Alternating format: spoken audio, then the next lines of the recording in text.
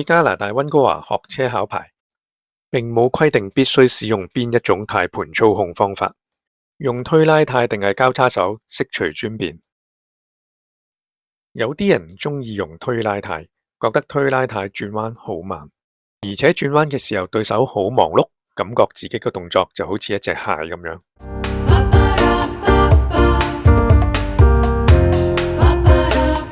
轉得慢同埋似一隻蟹，好可能係因為司機將個軚盤控制範圍集中咗喺軚盤嘅兩邊，即係2點到4點同埋8點到10點之間嘅位置。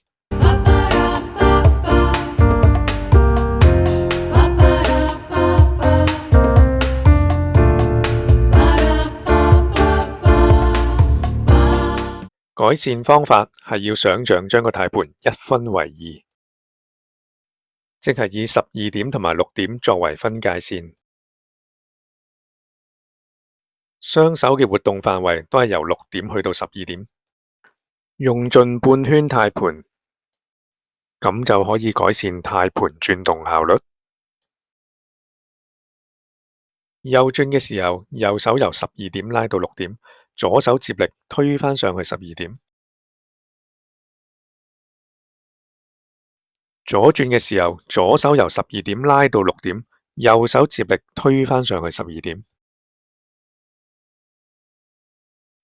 咁樣一拉一推，軚盤已經轉咗一圈，足夠轉一個彎。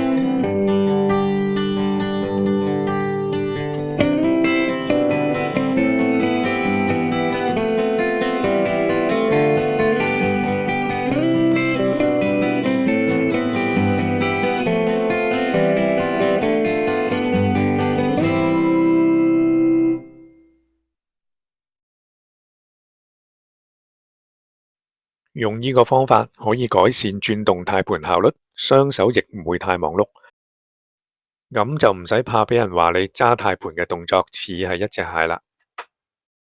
要俾個考牌官知道你一個好謹慎嘅駕駛者，冇錯，永遠都2個手揸住軚盤，連轉彎都係，一轉彎就好似捲腸粉咁，你明唔明？咁，OK，前面轉右啊！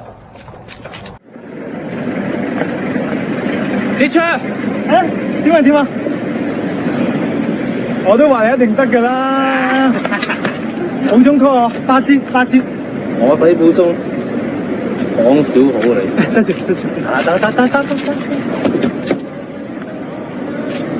得，100